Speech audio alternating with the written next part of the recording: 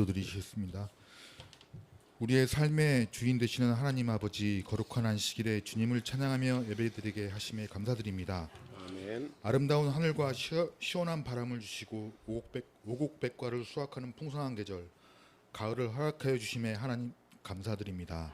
아멘. 아름다운 결실의 계절, 하늘에 하나님의 크신 사랑, 은혜와 사랑으로 교회 성도님들 또한 선한 열매를 맺을 수 있도록 성령으로 충만케 하여 주시옵소서. 아멘. 저희는 하나님의 놀라운 사랑을 경험했음에도 주님을 온전히 섬기지 못하며 부족하고 연약한 죄인임을 고백하고 회개합니다.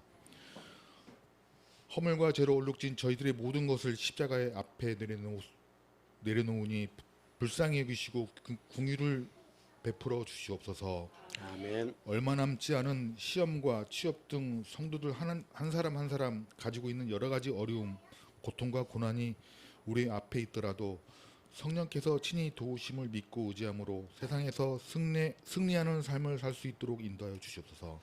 아멘. 참빛 교회를 사랑하셔서 언제나 교회 안에서 주님의 사랑과 은혜가 넘치도록 하여 주시고 하나님의 뜻을 이루어 갈 수 있도록 있는 교회로 함께하여 주시옵소서. 아멘. 우리 교회가 성전 건축을 앞두고 있습니다. 성전을 건축할 때까지 건축에 필요한 물질과 모든 문제들이 주님의 시간에 맞춰 해결되어져 가는 은혜를 경험할 수 있도록 역사하여 주시고 주님께서 하시고자 하시면 능치 못함이 없음을 저희로 하여금 깊이 깨닫게 하여 주시옵소서. 아멘. 오늘 말씀을 전하시는 목사님께 하늘의 권세와 능력을 더하여 주시옵고 주님 앞에 힘들고 지친 몸으로 나온 주의 자녀들 오늘 말씀으로 힘을 얻게 하시고 믿음을 굳건히 세울 수 있는 시간 되게 하여 주시옵소서. 아멘. 모든 것 감사드리며 예수 그리스도 이름으로 기도드립니다. 아멘.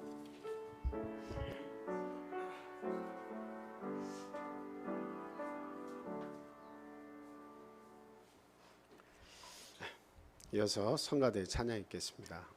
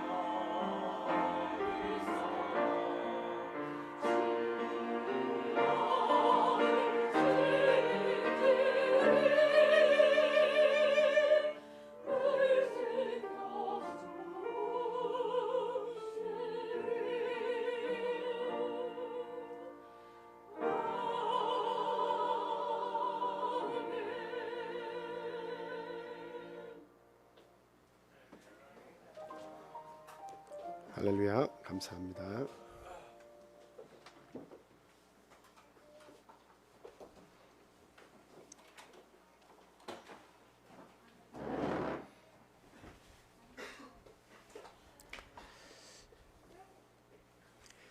예수 그리스도 이름으로 하나님 말씀 전하겠습니다. 고린도전서 11장 23절부터 31절까지 있는 말씀 현장민 집사님께서 읽어주시겠습니다. 내가 너희에게 전한 것은 주께 받은 것이니 곧 주 예수께서 잡히신 밤에 떡을 가지사 축사하시고 떼어 이르시되 이것은 너희를 위하는 내 몸이니 이것을 행하여 나를 기념하라 하시고 식후에 또한 그와 같이 잔을 가지시고 이르시되 이 잔은 내 피로 세운 새 언약이니 이것을 행하여 마실 때마다 나를 기념하라 하셨으니 너희가 이 떡을 먹으며 이 잔을 마실 때마다 주의 죽으심을 그가 오실 때까지 전하는 것이니라. 그러므로 누구든지 주의 떡이나 잔을 합당하지 않게 먹고 마시는 자는 주의 몸과 피에 대하여 죄를 짓는 것이니라. 사람이 자기를 살피고 그 후에야 이 떡을 먹고 이 잔을 마실지니 주의 몸을 분별하지 못하고 먹고 마시는 자는 자기의 죄를 먹고 마시는 것이니라. 그러므로 너희 중에 약한 자와 병든 자가 많고 잠자는 자도 적지 아니하니 우리가 우리를 살폈으면 판단을 받지 아니하려니와. 아멘.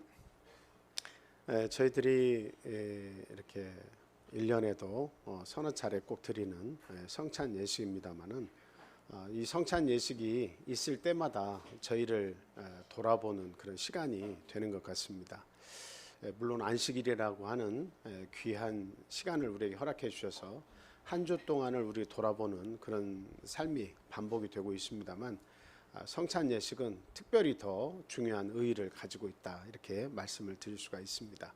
그래서 이 성찬을 준비하실 때는 우리 살아온 날들을 돌아보면서 내가 회개할 것이 무엇인가, 주님과 나 사이에 어떤 장벽들이 다시 생겼는가, 또 우리의 가정에 어떠한 화평을 깨는 일들이 우리 삶 속에 또 이렇게 있는가, 그리고 내가 주님 앞에 앞으로 나아가기에 뭔가 장애물들은 무엇인가 하는 것들을 곰곰이 생각해 보고 그와 같은 것들을 회개하고 제거한 후에 우리가 하나님 앞에 나와서 성찬에 참여하는 것이 이것이 올바른 방법이다 이렇게 바울 사도는 이야기를 하고 있습니다.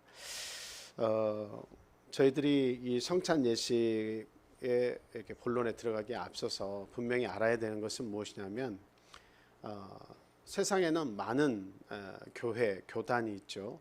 근데 그 교단에서 전하는 진리들이 있습니다. 그래서 우리 교회가 전하는 이 진리 이런 것에 의해서 사실은 그 구원이라고 하는 것을 우리가 얻는다 이렇게 말을 하고 있는데요. 그런데 자세히 들어가서 또 그 교리를 보게 되면 가지각색의 그런 교리들을 다 가지고 있는 것을 우리가 보게 됩니다. 과연 우리 교회에서 행하는 이 교리가 우리를 영원한 생명의 세계로 인도할 수 있는 올바른 진리인가라고 하는 것을 매번 우리 스스로가 묻고 거기에 대한 정확한 믿음을 가지고 있을 때에 성찬의 의미가 더욱더 살아난다 이렇게 말씀을 드릴 수가 있습니다. 그래서 이 하나님께서 예수 그리스도를 이 땅에 보내셨고 예수 그리스도께서 그 제자들에게 몸소 행하고 실천하신 것을 명령했을 때 그 명령한 것을 제자들이 지킨 것, 우리는 그것을 반드시 따라야 됩니다. 그래서 예수님이 설립하셔야 되는 거예요. 그 다음에 그 제자들이 그것을 순종해서 따라야 된 겁니다. 그래서 이 아주 당연한 이 교리지만 그대로 행하는 것이 정말 중요하다. 그래서 이것은 뭐 다른 데서 온 것이 아니라 예수 그리스도로부터 왔고 예수님 당시에 그 말씀을 순종하던 제자들로부터 왔다고 하는 명백한 사실을 인정을 우리가 해야 됩니다. 그 다음에 그 제자들이 행했던 그 도리를 우리가 많은 세월이 지나면서 사람들 사이에서 이것이 편해진 대로 바뀌진 않았는가라고 하는 것을 잘 살펴봐야 됩니다. 만약에 인간의 생각이 거기에 가미가 돼가지고 좀 더 편안한 방법으로 그리고 인간의 구미에 맞게 뭔가가 바뀌었다면 그것은 교리로서의 가치를 잇고 그리고 영생으로 인도하는 나침판으로서의 어떤 그 역할을 제대로 하지 못하는 것이다라고 하는 것을 우리가 분명히 인식을 하고 성찬에 참여를 해야 되겠습니다. 우리가 신앙이라는 이 안경을 끼고 이렇게 세상을 바라보고 우리 믿음의 세계를 바라보게 되면 이런 생각이 듭니다. 사람이 사람이라고 다 사람이 아니다라고 하는 거죠. 사람이 사람다워야 사람이다라고 하는 거예요. 물론 우리가 하나님을 믿지 않았을 때는 모두가 다 사람이지만 그러나 신앙이라는 것을 가지고 예수님을 하나님으로 믿고 섬기는 이때에 세상과 우리의 삶을 이렇게 돌아보면 정말 사람다운 사람이 무엇인가라고 하는 것을 생각해 보게 됩니다. 사람다운 사람이라고 하는 것은 다른 게 아니에요. 하나님을 인식하는 것, 그게 진짜 사람입니다. 내가 어디로부터 왔나, 누가 나를 창조하셨고 이 땅에 보내셨는가라고 하는 것을 아는 것이 사람다운 사람이다라고 하는 사실입니다. 그래서 하나님이 어떤 분이신지를 알고 그리고 그 하나님에 대해서 믿음을 가지고 그 하나님께서 우리에게 행하신 그 은혜를 잊지 않는 것이 이게 바로 사람다운 사람이다라고 하는 거죠. 그래서 그 은혜를 잊지 않는 사람은 나의 삶이 남아있는 동안 그 예수 그리스도의 사랑을 내 가족에게 또 내 주변의 이웃들에게 그 사랑을 전하는 거죠. 이것이 바로 사람다운 사람이다. 은혜를 잊지 않고 타인을 위해서 희생하는, 봉사하는, 섬기는 그런 삶을 사는 것이 바로 사람다운 사람이다라고 하는 것을 우리가 분명히 알아야 되겠습니다. 그래서 하나님을 알지 못한다고 하는 것은 너무도 안타까운 일이에요. 하나님께서 우리에게 베푸신 그 죄악을 사해 주셔서 영원한 하나님 나라에 들어가게 하신 하나님의 그 은혜를 잊고 산다고 하는 것, 알지 못하고 산다고 하는 것은 이건 인간에게 있어서 너무나 참 치욕스럽고 너무나 안타까운 사실이라는 거죠. 그러나 하나님께서 저와 여러분들을 불러주셔서 하나님을 알게 하시고 올바른 진리 가운데 거하게 하시고 그리고 그 진리를 수행하면서 하나님의 은혜가 무엇인지를 매번 깨닫게 하시니 그보다 더 큰 은혜가 없을 줄로 압니다. 자, 먼저 우리 재료에 대해서 한번 생각을 해보겠습니다. 이 성찬의 재료는 여러분들이 잘 아시지만 어디서부터 이게 유래되었는가라고 하는 것을 아는 게 대단히 중요하겠죠. 성찬 예식은 어디서부터 우리가 그 유래를 찾아볼 수가 있겠습니까? 말씀을 우리가 많이 들었죠. 어디에? 유월절에 있죠. 유월절은 이스라엘 백성들이 애굽에서 탈출하는 그 달을 그 첫 달로 삼고 해가 여기서부터 시작이 되는 거예요. 그러니까 얼마만큼 애굽에서 죄악된 백성으로 살다가 하나님의 백성으로 시작한 이 날이 얼마나 중요한가라고 하는 것을 하나님은 말씀하고 싶으신 거죠. 그래서 이 달을 첫 달로 삼으라. 죄에서 탈출한 이 달을 첫 달로 삼으라. 이렇게 말씀하셨어요. 그래서 그 달 아비벌 10일 날 양을 선택하게 하셨어요. 그래서 양을 선택해서 14일까지 이렇게 묶어서 둡니다. 그 가족의 수대로 먹을 수 있을 만큼 이 양을 남겨서 부정이 있게 하지 않도록 그 이웃들이나 그 숫자를 잘 생각해 가지고 그 양을 몇 마리 잡아야겠다. 1년 된 그 순 양을 어린 양을 딱 잡아다가 묶어 놓게 합니다. 그리고 14일 저녁 해질 때가 딱 되면 그 양을 잡는 거예요. 그리고 그것을 가족들과 이웃들과 함께 급하게 먹습니다. 그리고 나서 이제 일주일 동안 그 누룩을 제한 음식들을 먹는 그런 절기가 이렇게 지속이 되죠. 이것이 바로 하나님께서 이스라엘 백성에게 주신 성찬의 유래입니다. 그래서 그 유월절이라고 하는 것은 말 그대로 담을 넘어가는 거예요. 유월하는 거예요. 그래서 그 어린 양을 잡아 먹고 그 피가 나오는데 그 피는 어때요? 문 지방과 설주, 문 임방과 설주에다가 그 어린 양의 피를 이렇게 발라 놓으면 천사들이 그것을 보고 그 집을 넘어가는 거죠. 천사들은 하나님께서 왜 보내신 거예요? 그 10가지 재앙 중에 마지막 재앙이 장자의 죽음이잖아요. 그 장자들을 다 애굽의 장자들을 죽이는데 이 이스라엘의 장자들은 살려두시는 거죠. 그래서 그 양이 죽었는데 그 피를 발라서 그 피를 보면 천사들이 넘어가서 죽음을 면케하는 겁니다. 그러니까 이 그 유월절의 의미는 뭐예요? 여호와의 유월절이라고 하는 의미는 뭐냐면 바로 구원을 이야기하는 겁니다. 바로 구원을 이야기하는 거예요. 어린 양의 피로 구원하신다는 거죠. 그리고 그 장자의 죽음을 면케하셨다라고 하는 것은 또 우리가 영적으로 생각하면 우리 모두가 그리스도 안에서 우리 하나님 안에서 영적인 장자들이죠. 왜 장자라고 말하는지는 말씀을 많이 드렸습니다. 하늘의 기업을 물을 짜기 때문에 하나님이 예비하신 하늘의 모든 좋은 것을 다 물을 짜이기 때문에 우리를 장자다 이렇게 이야기하시는 겁니다. 그래서 그 영원한 생명을 얻게 하시기 위해서 우리를 장자 삼으셔서 우리 영의 장자들조차도 하나님께서 구원하시기로 작정하셔서 우리들에게 그 유래를 통해서 예수님이 설립하신 성찬을 오늘날까지 지키게 하셨다라고 하는 사실입니다. 자, 출애굽기 12장 15절 제가 말씀 보겠습니다. 너희는 이레 동안 무교병을 먹을지니 그 첫날의 누룩을 너희 집에서 제하라. 무릇 첫날부터 일곱째 날까지 유교병을 먹는 자는 이스라엘에서 끊어지리라. 이렇게 얘기하고 있습니다. 무교병은 효모, 효소, 효모가 들어가 있지 않은 겁니다. 누룩이 들어가 있지 않은 것을 이야기하죠. 그것을 먹어라. 그리고 그 첫날부터 어떻게 하라는 거예요? 그 해질 때에 양을 잡아서 그 날부터 어떤 그 모든 음식에는 뭐가 있으면 안 돼요? 누룩이 들어가 있으면 안 됩니다.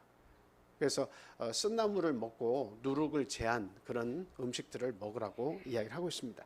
그래서 저희들은 재료에 누룩이 들어가 있지 않다라고 하는 것을 미리 말씀을 드립니다. 포도주는 누룩이 들어가 있죠. 발효가 된 거예요. 그리고 저희들이 보통 빵을 이렇게 만들 때는 이스트 그 효모를 넣어가지고 빵을 누룩을 반죽을 부풀리게 해가지고 좀 그 뭡니까 그 성질이 변하죠. 그렇게 해가지고 빵을 만드는 거예요. 그래서 참 지금도 많은 교회에서 그렇게 하는지 안 하는지는 제가 잘 모르겠습니다만 과거에는 카스테라를 많이 사용을 했어요. 그래서 그 카스테라를 잘라서 그것을 이렇게 축사하고 나누는 그런 예식을 거행했는데 포도주와 카스테라를 만약에 사용했다면 그것은 누룩을 제하라고 하는 그 출애굽기의 그 유래하고 비교를 해본다면 올바른 방법은 아니다 이런 생각이 듭니다. 그 역시 그 예수 그리스도는 흠도 없고 점도 없는 분이기 때문에 이 누룩을 제한다는 사실이 더 맞는 것 같아요. 그래서 이 말씀을 통해서 볼 때 누룩을 제한다라고 하는 것을 생각할 때 예수님의 흠없고 점없는 이 몸을 우리가 먹고 마시는 예식이기 때문에 결과적으로 누룩이 들어있지 않는 그 떡과 그리고 그 포도즙을 사용하는 것이 이것이 올바른 방법이다 이렇게 말씀을 드립니다. 자, 고린도전서 5장 7절 8절 말씀에도 바울 사도는 똑같이 이야기하고 있습니다. 자, 같이 한번 읽어보겠습니다. 자, 시작. 너희는 누룩 없는 자인데 새 덩어리가 되기 위하여 묵은 누룩을 내버리라. 우리의 유월절 양 그리스도께서 희생되셨느니라. 이러므로 우리가 명절을 지키되 묵은 누룩으로도 말고 악하고 악의에 찬 누룩으로도 말고 누룩이 없이 오직 순전함과 진실함의 떡으로 하자. 아멘. 물론 여기에서의 누룩이라고 하는 것은 묵은 누룩을 제해버리라 뭐 이런 누룩을 얘기하는 것은 우리들의 삶 속에서 묻어나는 죄악들, 부패한 것들, 우리 부패하게 하는 것들이 굉장히 많잖아요. 우리의 삶을 변화시키는 잘못된 방향으로 이끄는 그런 것들, 우리의 변화된 생각들, 세상으로 가는 생각들, 이런 것들을 묵은 누룩이라고 그렇게 이야기하고 있습니다. 그러나 이 명절을 지키되 묵은 누룩으로 말라고 하는 것은 누룩을 제해버리라라고 하는 것은 이게 어떤 그 죄악을 상징하기도 하지만 그러나 우리 예수 그리스도의 참된 생명, 그리고 예수 그리스도의 그 죄악이 없는 몸, 그리고 우리들도 그와 같은 삶을 살아야 한다 이렇게 이야기하는 거죠. 그래서 결국 우리가 예수 그리스도의 몸과 피에 참여하는 이 사실을 통해서도 이게 누룩이 들어가 있지 않은 우리가 현실적으로 떼고 그리고 또 마셔야 되는 먹고 마셔야 되는 이런 재료에도 누룩이 들어가 있지 않아야 한다라는 그 사실을 이 말씀으로도 우리가 생각을 해볼 수가 있습니다. 그 다음에 이제 이 성찬에 대해서는 많은 교단이 각각 생각이 좀 다릅니다. 물론 그 해석 차이가 있을 수가 있겠죠. 그러나 어느 것이 더 우리가 성경적인가라고 하는 것은 우리 스스로가 기도하면서 반복해서 묻고 생각해 봐야 될 일입니다. 보통은 그 화채설이라고 하는 그런 설이 있습니다. 실제로 축사를 하고 먹고 마시게 되면 이게 실제로 예수 그리스도의 몸과 피가 된다. 실제로 예수 그리스도의 몸으로 변한다 이렇게 믿고 그것을 먹는 그런 교단도 있습니다. 그리고 또 예수님의 임재설 축사를 하고 먹고 마실 때 예수님이 옆에 와 계신다. 그래서 함께 하신다라고 하는 그런 설을 주장하는 그런 교단도 있습니다. 그리고 참 그 상징설이 이제 보통은 일반적인데요. 상징설은 뭐예요? 이것은 예수님의 몸을 상징하는 거야. 이것은 예수님의 피를 상징하는 거야.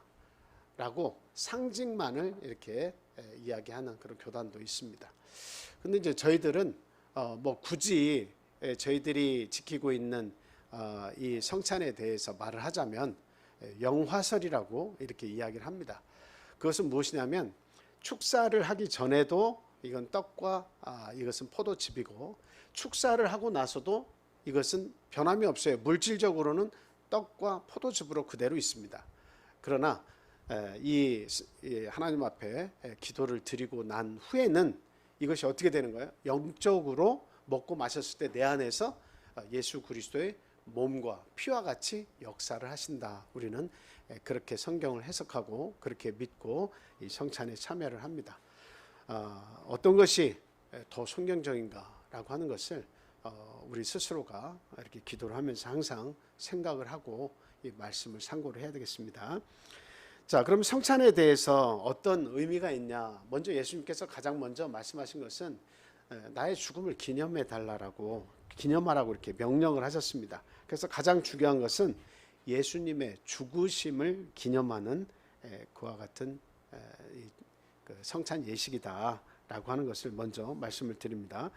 누가복음 22장 14절에서 20절까지 있는 말씀인데요. 한번 읽어주시기 바랍니다. 때가 이름에 예수께서 사도들과 함께 앉으사 이르시되 내가 고난을 받기 전에 너희와 함께 이 유월절 먹기를 원하였노라. 내가 너희에게 이르노니 이 유월절이 하나님의 나라에서 이루기까지 다시 먹지 아니하리라 하시고 이에 잔을 받으사 감사 기도하시고 이르시되 이것을 갖다가 너희끼리 나누라. 내가 너희에게 이르노니 내가 이제부터 하나님의 나라가 임할 때까지 포도나무에서 난 것을 다시 마시지 아니하리라 하시고 또 떡을 가져 감사 기도하시고 떼어 그들에게 이르시되 이것은 너희를 위하여 주는 내 몸이라. 너희가 이를 행하여 나를 기념하라 하시고 저녁 먹은 후에 잔도 그와 같이 하여 이르시되 이 잔은 내 피로 세우는 새 언약이니 곧 너희를 위하여 붓는 것이라. 네, 지금 이 말씀을 보면 너희를 위하여 이렇게 얘기하고 있죠. 그래서 지금 성찬을 이렇게 베푸시는 그 의미가 뭐냐? 너희를 위하여, 제자들을 위하여라고 하는 겁니다. 그래서 단순히 이 순간 너희들의 배를 불리기 위하여 이런 말씀이 아니죠. 이 너희를 위한다고 하는 것은 예수님의 말씀은 내가 다시 올 때까지입니다. 내가 다시 올 때까지. 그래서 재림하실 때까지 이 땅에 거하는 모든 제자들, 그들의 그 신앙이 그 하나님 안에서 변치 않기를 간절히 소망하시면서 그리고 그 부활에 대한 소망과 영생에 대한 소망을 너희들이 갖고 살게 하기 위하여 내 몸과 내 피를 너희를 위하여 준다라고 한 사실이죠. 그래서 이 몸과 피에 참여한다고 하는 것은 내 흘리는 피, 또 내가 너희를 위하여 내어주는 몸, 이것은 예수 그리스도의 죽으심을 예수님이 곧 닥칠 죽으심을 아시고 그 죽으심에 대해서 이야기하는 거예요. 그래서 이것을 먹고 마신다는 것, 실제 몸과 피를 주어서 먹게 하실 수는 없잖아요. 그 예수님께서 이게 사람의 몸을 먹으라 피를 먹으라 하실 수 없잖아요. 그러니까 이런 의미를 여기에 부여하셔서 매번 반복적으로 나는 떠나고 죽음을 통해서 떠나고 없을지라도 내 몸과 피, 이 죽음을 너희들이 끊임없이 기념을 하면서 이것을 먹고 마실 때마다 나의 죽음이 어떤 의미가 있는지를 기억하고 그렇게 살도록 해라. 믿음 안에서 이것을 위해서 우리에게 주신 그 예식입니다. 그래서 주님의 죽으심을 우리가 반드시 기억을 해야 되겠습니다. 참 우리를 위해서 내 생명을 내주시는 분이 누가 있겠습니까? 우리 부모님도 물론 우리 부모님도 나의 어떤 그 생명을 위해서 도움을 주시고 많은 사랑을 베푸시는 건 사실이지만, 그러나 내 생명을 대신 내어주고 자식을 살리는 것도 이게 결코 아무나 할 수 있는 일이 아닙니다. 참 쉬운 일이 아니죠. 근데 예수 그리스도께서는 그와 같은 사랑의 질주를 멈추지 아니하시고 그 십자가까지 가셨다라고 하는 사실을 우리는 분명히 기억을 해야 되겠습니다. 자, 고린도전서 11장 26절 한번 보겠습니다. 자, 다 같이 읽겠습니다. 시작. 너희가 이 떡을 먹으며 이 잔을 마실 때마다 주의 죽으심을 그가 오실 때까지 전하는 것이니라. 죽으심을 기념하고 이 사실을 오실 때까지 전하는 거죠. 그래서 성찬을 행한다라고 하는 것은 우리 주변의 많은 분들에게 예수님의 죽으심이 어떤 의미인지를 전도하는 겁니다. 그래서 우리의 자녀들과 우리의 이웃들과 사랑하는 모든 분들에게 복음을 이렇게 증거하라고 하는 말씀인데요. 주의 죽으심을 전하는 건데요. 저희들이 이 성찬만큼은 다른 때보다도 더 감사하는 마음으로 놓치지 않고 꼭 모든 가족 구성원들이 함께 참여할 수 있도록 항상 힘을 써주시기를 또한 부탁을 드립니다. 그래서 예수님은 이 십자가에 대한 예수님의 생각은 무엇이냐면 너희들이 곧 나의 목숨이다. 내 목숨을 대가를 지불하고 너희들을 샀다라고 하는 거죠. 그러니까 나의 모든 거예요. 나의 모든 것. 우리는 예수님의 모든 것 되시는 거예요. 그래서 얼마나 우리가 소중하게 예수님이 생각을 하셨으면 당신의 생각을 내어주고까지 우리들을 사셨겠나, 죄와 사망의 권세에서 우리를 빼내주셨겠나라고 하는 것을 우리가 항상 기억하고 그 은혜를 결코 잊어서는 안 되겠습니다. 그래서 바울 사도는 로마서 5장 8절에 이렇게 예수님의 죽으심에 대해서 이야기했습니다. 자, 같이 읽겠습니다. 자, 시작. 우리가 아직 죄인 되었을 때에 그리스도께서 우리를 위하여 죽으심으로 하나님께서 우리에 대한 자기의 사랑을 확증하셨느니라. 우리가 철이 없을 때, 우리가 죄로 인해서 죽을 수밖에 없는 상황에 놓여 있을 때에 하나님의 계획은 진행이 되고 있었는데 그 하나님의 계획 속에는 무엇이 있었다는 거예요? 예수 그리스도께서 우리를 위하여 대신 죽어주심으로 우리에 대한, 인간들에 대한, 철없는 인간들에 대한 어때요? 그 사랑을 확증을 하셨다. 이미 보여주셨다는 겁니다. 이제 우리 인간이 할 수 있는 일은 그 사실을 믿고 순종하고 따르는 길밖에 없어요. 그러니까 아직도 철이 없는 많은 사람들, 사람이 사람다워야 사람인데 사람답기를 거부하는 많은 사람들이 우리 삶 속에 섞여서 살고 있죠. 하나님을 인정하지 않는 삶, 하나님이 없어도 내 인생은 편안하고 죽음이 나에게 다가와서 모든 것을 끝낸다 할지라도 내가 굳이 하나님을 믿어야 할 이유가 없다고 생각하는 그런 많은 사람들이 있습니다. 하나님이 보실 때는 인간답지 않은 겁니다. 신앙의 눈으로 볼 때는 사람답지 않은 거예요. 세상에서는 서로가 인격을 이야기하며 아주 고풍스러운 그런 집에 살며 여러 가지 참 그 얌전하고 사람들에게 해코지 안 하고 그렇게 살면 참 성인 군자다, 인간답다 이렇게 얘기할지 모르지만, 그러나 하나님의 눈으로 보면 아직 인간답지 않다, 사람답지 않다라고 하는 거죠. 그래서 진짜 사람은 예수 그리스도의 죽으심의 의미를 알고 그 하나님께 순종하는 자, 그것이 진정한 사람이다라고 하는 것 꼭 기억하시기 바라요. 자, 두 번째로는 영생을 얻게 된다고 말씀을 하고 있습니다. 요한복음 6장 47절 이하에 있는 말씀 한번 읽어주세요.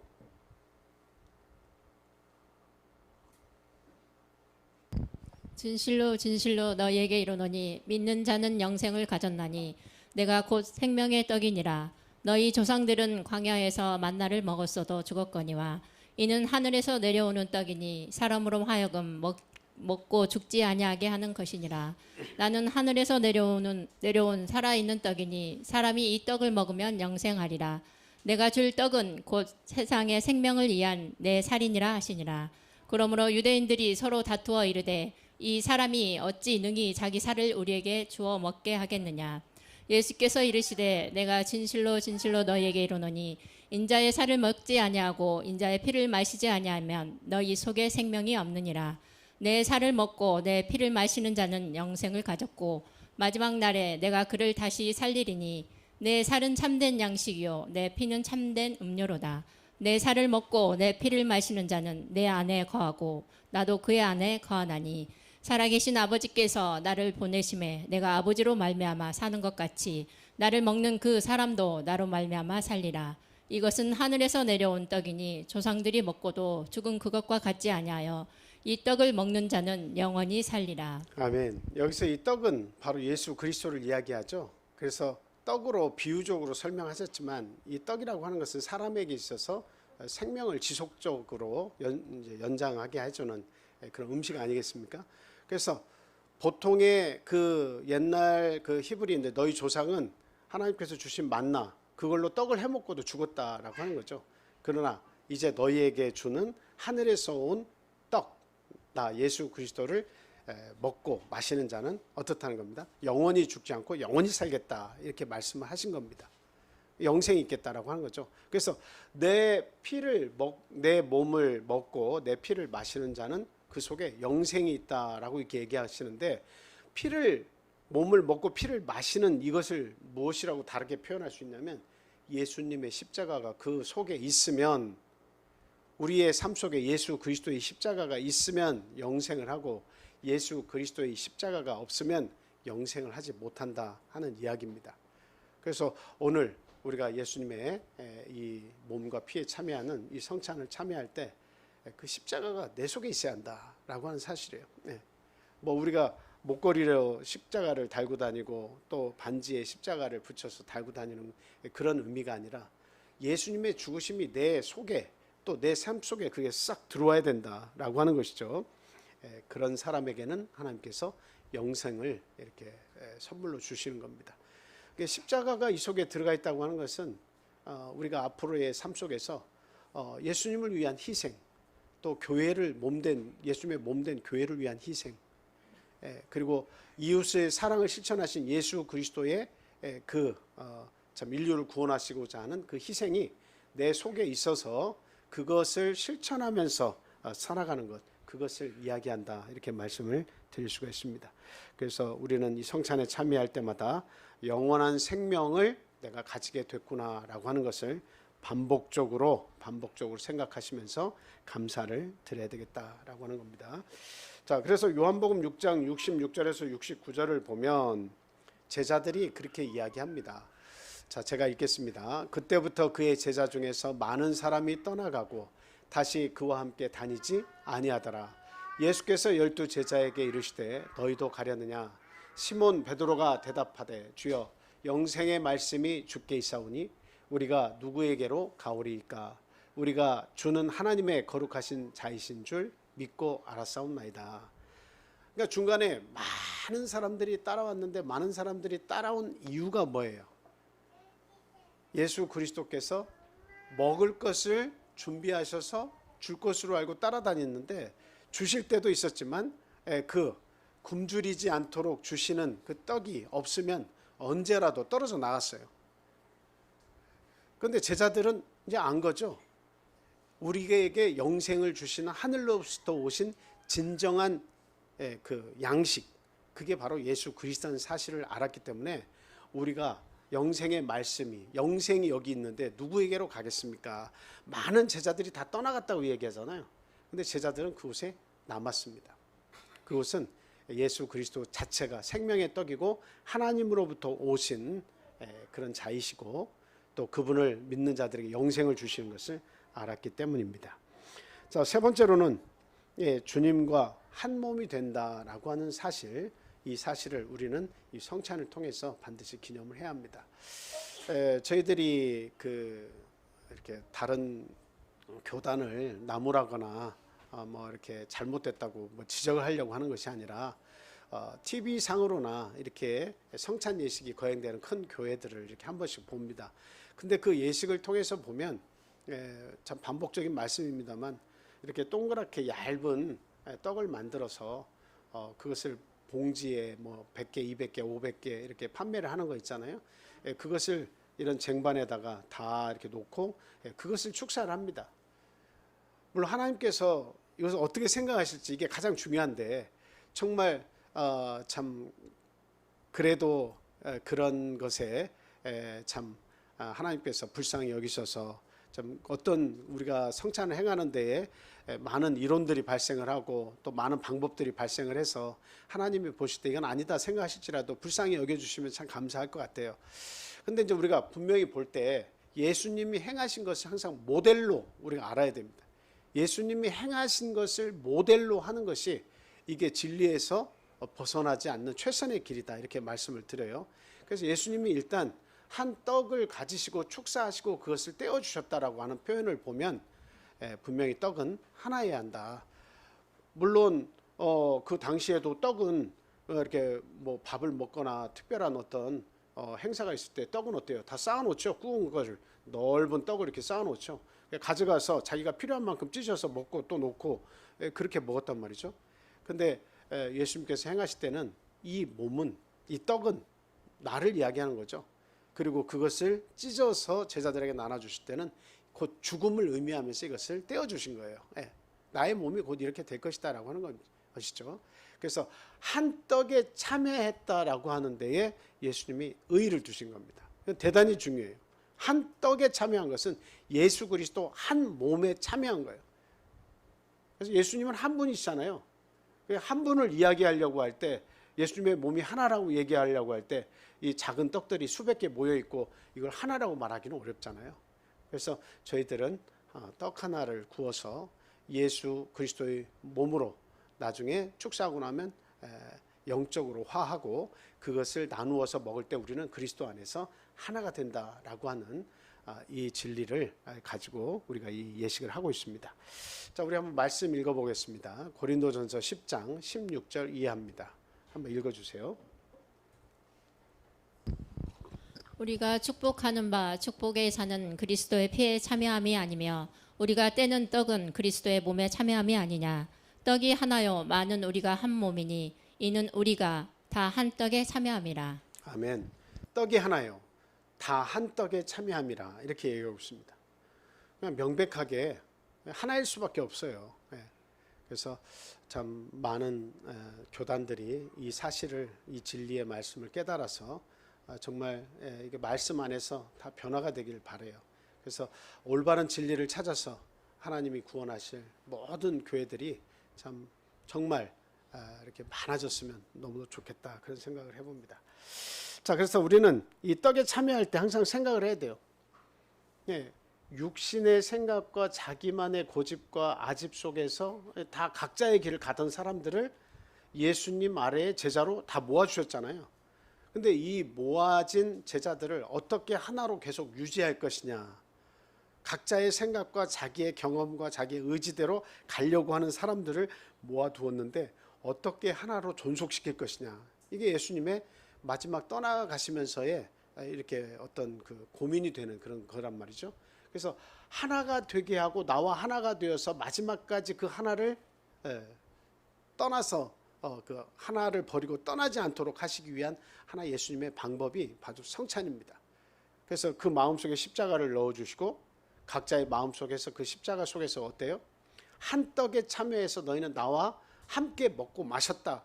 예수 그리스도의 몸과 피를 이제 나누어 마셨기 때문에 모두가 다 그리스도 안에서 한 가족이다라고 하는 사실을 깨닫게 해주신 거예요. 그래서 여기서 벗어날 수 없다는 거죠. 벗어나면 안 된다라고 하는 거예요. 벗어나서 이 성찬에 참여하지 않게 되고 그리고 각자의 삶과 자기 자신의 고집을 통해서 살게 되면 영생에서 떨어져 나간다는 거예요. 그래서 이 성찬에 지속적으로 참여해서 죽으심을 기념하고 십자가를 내 마음속에 가지고 살면서 이 예수 그리스도의 한 몸과 또 흘려주신 한 피에 끊임없이 참여함으로 이 신앙 속에 거해야 된다라고 하는 것을 우리에게 말씀을 해 주셨습니다. 이 보배로운 피로 우리가 한 가족이 되었다는 사실을 아시고 정말 형제보다도 사실은 더 귀한 가족이에요. 우리 교회 안에서의 성도들은. 그래서 참 우리는 내 몸의 가족들이 제 1순위고 우리 교회의 가족들이 2순위다. 이거 인간적인 생각이고, 근데 그리스도 안에 들어와서 보면 그리스도 안에서 만들어진 이 가족이야말로 진실되게 우리는 영원토록 함께 가는 가족이라는 사실을 우리가 알아야 돼요. 그래서 이게 강해지면, 우리가 이것이 강해지면 어때요? 외부에서의 좀 내가 육신의 삶을 살면서 이루어온 가족이 정말 소중하고 이들을 전도하지 않으면 안 되겠다라고 하는 마음들이 더 강렬해지고 간절해지는 겁니다. 자, 우리 말씀 한번 읽어보겠습니다. 고린도후서 13장 4절 5절 말씀입니다. 자, 같이 읽겠습니다. 자, 시작. 그리스도께서 약하심으로 십자가에 못 박히셨느냐? 하나님의 능력으로 살아계시니 우리도 그 안에서 약하나 너희에게 대하여 하나님의 능력으로 그와 함께 살리라. 너희는 믿음 안에 있는가? 너희 자신을 시험하고 너희 자신을 확증하라. 예수 그리스도께서 너희 안에 계신 줄을 너희가 스스로 알지 못하느냐? 그렇지 않으면 너희는 버림받은 자니라.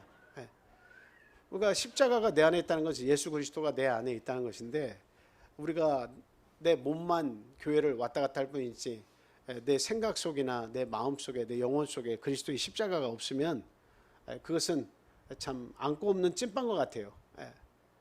하나님이 보실 때는 참 무의미하다. 왜 그렇게 사느냐 이렇게 얘기하는 거죠. 그래서 깨달음이 없이 진행되는 내 삶이 얼마나 하나님 보시기에 무기력한가를 생각해야 돼요. 나는 이런 도를 받고 싶지도 않고 이런 도를 깨우치기도 쉽지 않고 하나님을 그렇게 내가 믿는 것도 아니고, 이 마음 상태가 1년, 2년, 10년, 20년 유지가 되다 보면 하나님 보실 때는 참 무의미한 삶을 사는 거예요. 아름답지 않은 거죠. 하나님 보실 때는 그런 삶 살기를 하나님은 원치 않으시는 거죠. 그래서 성찬을 행할 때마다 반성을 해야 됩니다. 우리가 나는 정말 예수 그리스도가 내 안에 계시는가? 나는 그분을 나의 주님으로, 나의 구주로 생각하고 항상 순종하려고 애를 쓰는가 하는 것을 우리는 반드시 생각을 해야 되고요.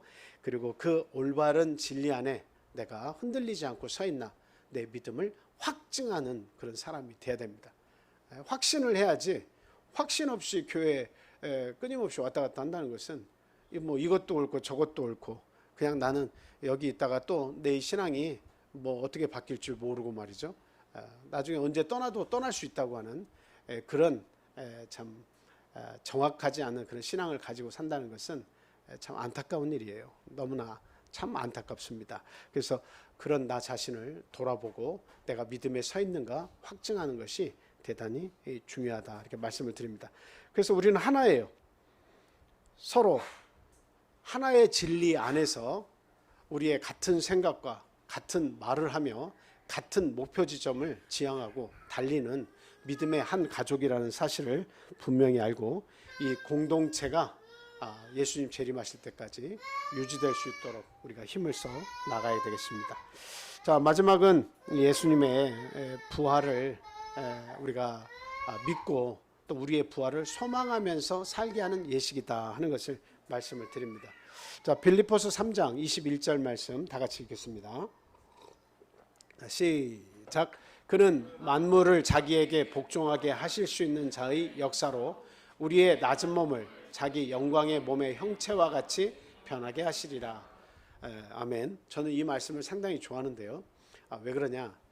너무나 바울 사도가 너무나도 정확하게 묘사를 했다는 생각이 듭니다. 우리의 낮은 몸을 자기 영광의 몸의 형체와 같이 변하게 하시리라. 이 대목을 읽을 때는 참 어떻게 바울 사도가 육신을 가지고 살면서 저런 말씀을 하실 수가 있었을까, 이런 생각이 막 반복적으로 막 들어요. 우리의 몸은 한계가 있다는 거예요. 먼저 죽음이 오고 병이 오면 견디질 못하잖아요. 그것을 맞이할 수밖에 없는 운명이잖아요. 그런데 이 낮은 몸을 또 시간과 공간의 제약을 많이 받죠. 근데 예수 그리스도의 몸과 같이 될 것이다라고 하는 것은 부활한 이후에 그렇게 될 것이라는 거예요. 그래서 부활한 몸이 가져야 될 세상이 어떤 세상인가를 상상하게 돼요. 정말 예수 그리스도의 영광의 형체와 같이 우리를 변하게 해주신다면, 일단 예수님께서 구름을 타고 제자들 보는 앞에서, 갈릴리 사람들 앞에서 하늘 올라오셨잖아요. 그럼 시간과 공간의 제약을 예수님이 받으시지 않았던 것처럼 그 제자들이 모인 곳에, 예수님 그 문을 다 닫고 있는 곳에 나타나셨잖아요. 그러니까 시간과 공간의 제약을 받지 않으신다고 하는 것, 그리고 영광의 몸의 형체와 같이 변하게 되시면 온 우주를 우리의 삶의 무대로 삼게 된다고 하는 것. 그래서 낮은 몸은 그게 불가능하지만, 그러나 부활한 이후의 몸은 그게 가능하다라고 하는 것을 바울 사도 역시도 이렇게 이야기를 해주고 있습니다. 너무나 참 놀라운 진리입니다. 고린도전서 15장 12절에서 19절 말씀 한번 읽어주세요.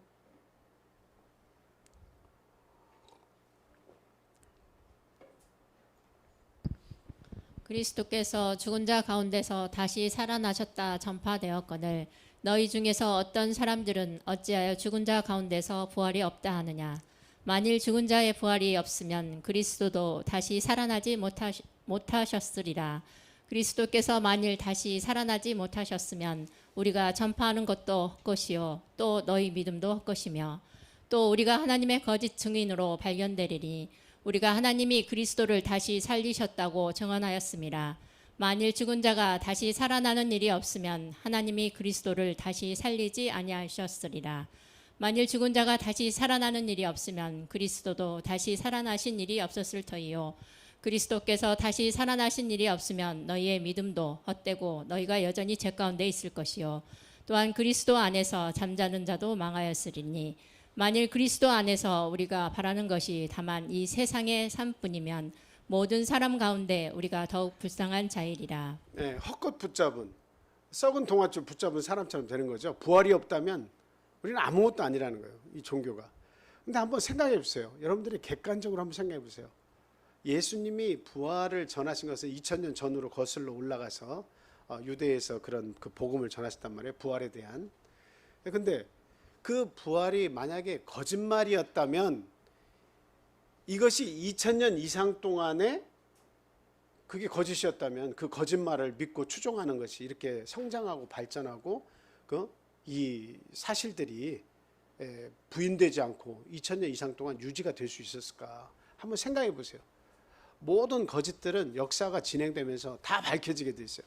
다 밝혀집니다. 어떤 방식으로든 다 밝혀져. 얘기하지 않았던 것도 어떤 책에서, 어떤 누군가에 의해서 모든 것이 다 밝혀집니다. 때가 되면 다 밝혀지는 거예요. 근데 2000년이 훨씬 지난 이 시점까지도 기독교는 계속 부흥하고 발전하고 있어요. 그럼 뭘 얘기하는 거예요? 그 부활하신 사실이 진실되다고 다 믿고 따를 수밖에 없다는 거죠. 그래서 예수님의 그 부활하신 사실을 목도한 제자들부터 해서 확신을 가지고 자기의 죽음을 내놓으면서까지 그 부활에 동참하기를 바랐기 때문에 끊임없는 희생자들이 나오면서도 어때요? 예수님의 부활은 진실되다라고 하는 것을 증명하기 위해서 다 죽음을 맞이한 겁니다. 그래서 오늘날까지 와서도 이 부활의 이 진리가 사라지지 않은 겁니다. 거짓되다고 부인하지 않는 거예요. 네. 그래서 이 부활은 우리 기독교인들만의 특권이고 믿는 자들의 진정한 행복이다라고 하는 사실을 우리는 분명히 믿어 의심치 않고, 그 부활에 참여하는 자가 되기 위해서 이 성찬을 반복적으로 끊임없이 참여하며 기념을 해야 되겠다는 겁니다. 자, 요한복음 11장 25절 26절 같이 읽겠습니다. 시작. 예수께서 이르시되 나는 부활이요 생명이니 나를 믿는 자는 죽어도 살겠고 무릇 살아서 나를 믿는 자는 영원히 죽지 아니하리니 이것을 내가 믿느냐. 한 구절 더 보겠습니다. 자, 요한복음 5장 29절 마지막 구절입니다. 자, 시작. 선한 일을 행한 자는 생명의 부활로, 악한 일을 행한 자는 심판의 부활로 나오리라. 그러니까 모두가 다, 죽은 자는 다 부활한다고 하는 사실이에요. 왜? 예수 그리스도의 재림 때 마지막 명확하게 심판을 받아야 되겠죠. 심판을 받아서 영원한 불못으로 가는 사람은 영원한 심판의 부활 살았어도 그 심판의 결과에 맞는 삶을 살아야 되는 거예요. 참 불못에서 나오지 못하고 참 내가 왜 예수님을 알지 못하고 믿지 못했던가라고 하는 후회 속에서 살 수밖에 없는 거예요. 그러나 우리는, 저와 여러분들은 예수님의 이 성찬에 참여하면서 부활에 대한 소망을 가지고 사는 사람들입니다. 우리의 남은 삶이 참 얼마가 되었든지 간에 항상 나를 가장 사랑하시고 나를 죄에서 구원해 주시고 하나님의 자녀 삼아 주시고 영원한 우주의 무대를 우리의 삶의 무대로 주신 하나님께 항상 감사하며 소망 가운데 사시는 저와 여러분이 되셔야겠습니다. 자, 우리 같이 성찬 떡과 포도즙을 축사하고 나누도록 하겠습니다.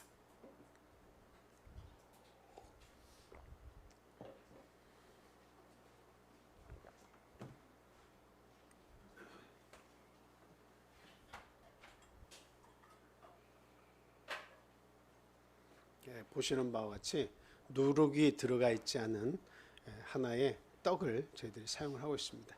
자, 기도하겠습니다. 할렐루야. 거룩하신 우리 주 예수 그리스도 이름으로 축사 기도 드립니다.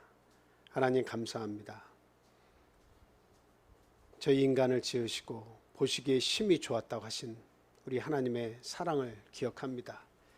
그러나 죄로 인해 멸망받을 수밖에 없이 타락한 또한 우리 인류를 기억합니다. 그 속에 우리 하나님의 계획이 있음을 우리가 생각할 때 참으로 고귀한 하나님의 계획과 비밀이 숨어 있다는 것을 알고 진심으로 하나님께 감사를 드립니다. 하늘에서 우리를 위해 내려주신 산떡, 그 떡을 먹을 때 우리는 영생할 수 있다고 예수님으로부터 이 말씀을 전해 듣습니다.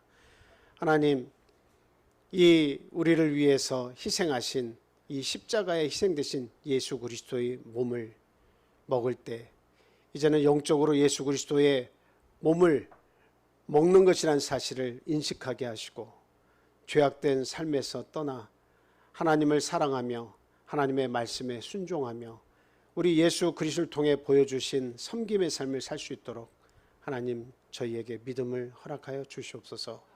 많은 죄악 속에서 이 세상에 살다 보면 너무나 더럽혀진 우리의 인생을 발견합니다.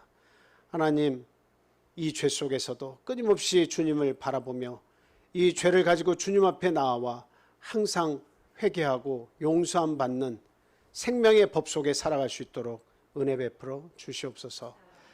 지난날의 모든 허물과 죄악들이 우리 예수 그리스도 앞에서 너무도 부끄럽게 떨어옵니다. 우리의 변화되지 않는 성격, 잘 변화되지 않는 우리의 인격, 내 중심적으로만 살아가려고 하는 이기적인 생각들 모두 다 주님 앞에 버리게 하여 주시옵소서. 온전히 살아갈 때에 하늘의 시민권을 바라보며 부활에 대한 소망을 가지고 살아가는 하나님의 아들, 딸로서 살아갈 수 있도록 또한 믿음 주시기를 간절히 소망합니다. 우리를 위해 희생하신 그 십자가의 고통과 아픔을 100만 분의 1, 1000만 분의 1이라도 우리가 같이 나눌 수 있는 믿음을 허락해 주시옵소서. 우리를 위해서 모든 것을 내어주신 우리 하나님, 우리 앞으로의 모든 삶 속에서도 모든 좋은 것을 내어주실 줄 저희들 믿습니다. 세상에 우리의 마음을 빼앗기지 않도록 주님 도와주시고 온전히 그리스도 안에서 참된 복을 누리며 살아가는 아름다운 성도의 삶을 허락하여 주시옵소서. 예수 그리스도 이름으로 감사하며 축사기도 드립니다. 아멘.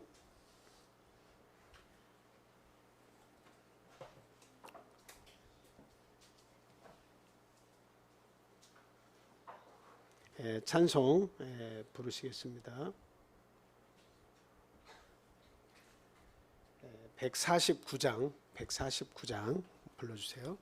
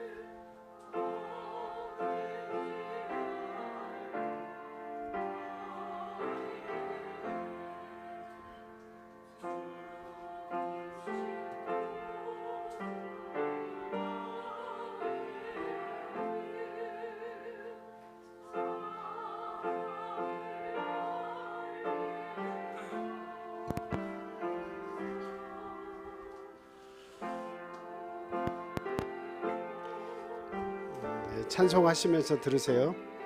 가지고 계시다가 같이 종을 치면 묵도하고 같이 드시도록 하겠습니다.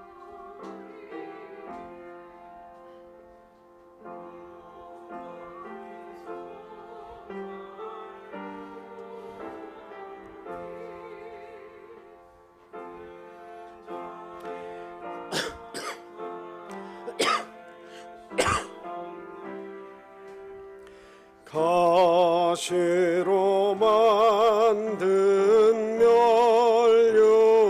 면류관 우리를 위해 쓰셨네. 온 세상 만물 가져도 주 은혜 못다 갚겠네. 놀라운 사랑 받은 나 봄으로 재물 삼겠네. 주 달려 죽은 십자가 우리가 생각할 때에 세상에 속한 욕심을 헛된 줄 알고 버리네.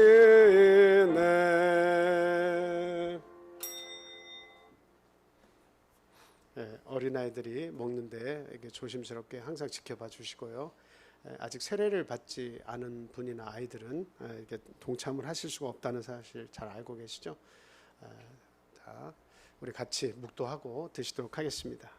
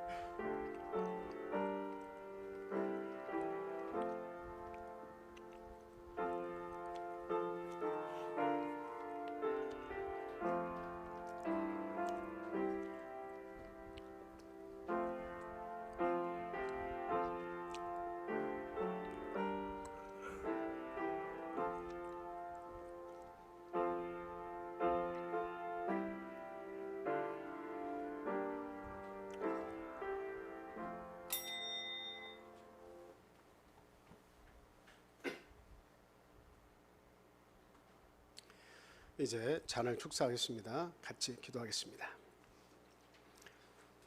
할렐루야. 사랑과 은혜가 충만하신 예수 그리스도 이름으로 축사기도 드립니다. 오늘 이 귀한 성찬에 참여하게 하심을 진심으로 감사드립니다. 우리의 죄악을 위해서, 우리의 허물을 위해서 당신의 온몸을 버리시고 온몸에 물과 피를 쏟아내 주신 우리 예수 그리스도의 사랑과 은혜 진심으로 머리 숙여 감사를 드립니다.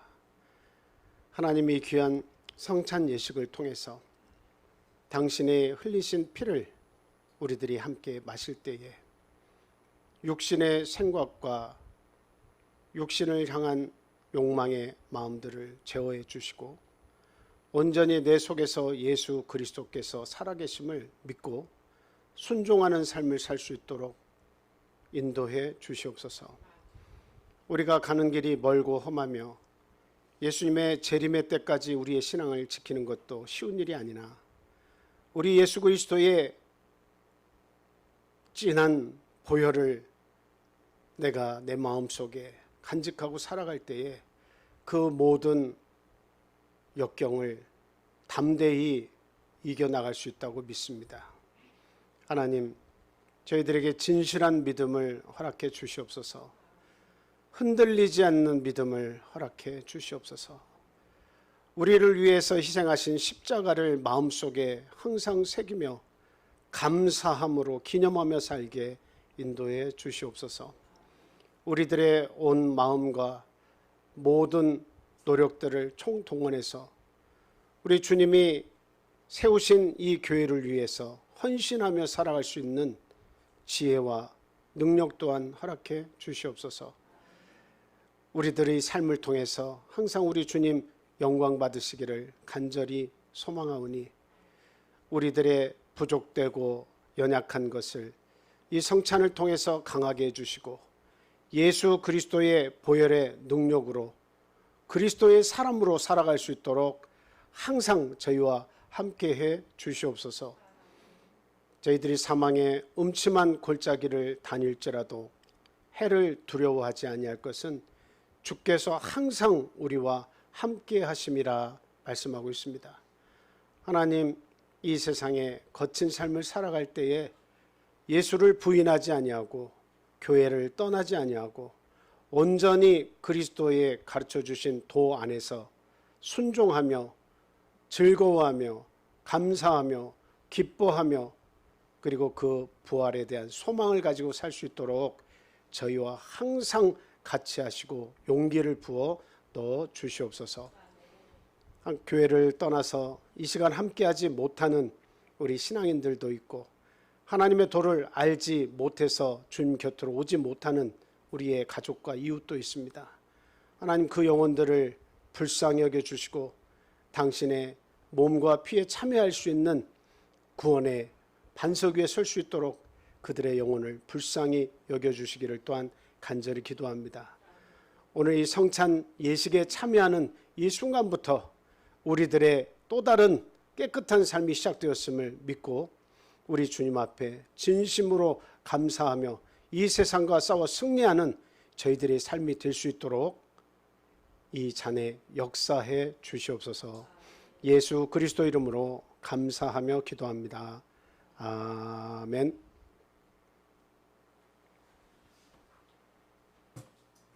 찬송 149장 계속 해주세요.